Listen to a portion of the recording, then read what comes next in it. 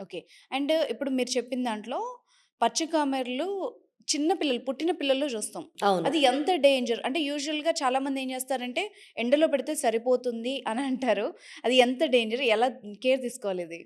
ఒకటండి దీన్ని పచ్చకామర్లు పిల్లల్లో కామన్ అంటారు. దాన్ని మేము ఫిజియోలాజికల్ జాండిస్ అని అంటామనమాట. ఫిజియోలాజికల్ జాండిస్ అనేది పిల్లల్లో కొంచెం శాతం రావటం చాలా కామన్. హ్మ్. ఓకే. మేము ఎన్ఐసీయూలో అంటే నియోనేటల్ ఐసీయూలో వాళ్ళని యూవీ రేస్ కింద పెడతారు. ఆటోమేటిక్‌గా తగ్గుతుంది. కానీ అది అబ్జర్వేషన్‌లో పీడియాట్రిక్ అండ్ నియోనటాలజిస్ట్ కింద అబ్జర్వేషన్‌లో పెట్టి తగ్గుతోందంటేనే ఇంటికి పంపిస్తారు. ఇంట్లో సన్ రేస్ కింద పెట్టడం ఎంతవరకు ఐడియలో ఇట్స్ నాట్ ఐడియల్ అండి. హ్మ్. ఆఫ్‌కోర్స్ డాక్టర్‌ని చూడాలి.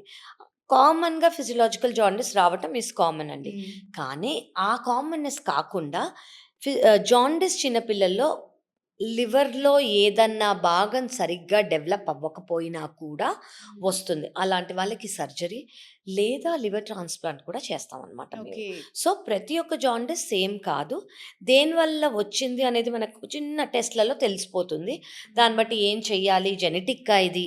ఫెమిలియలా ఇది? ఇదా? లేదు మనం జస్ట్ యూవీ రేస్ ఇస్తే సరిపోతదా? చిన్న మాత్రలు ఇస్తే సరిపోతదా? లేదా లివర్ అనేది పర్మనెంట్‌గా డ్యామేజ్ అయిందా? లేదా ఏదైనా డెవలప్‌మెంటల్ డిలే ఉందా? అనేది మనం చూస్తే మనకి మొత్తం అర్థమైపోతుంది. ఓకే. సో, పిల్లలకనేది రావటం కామన్.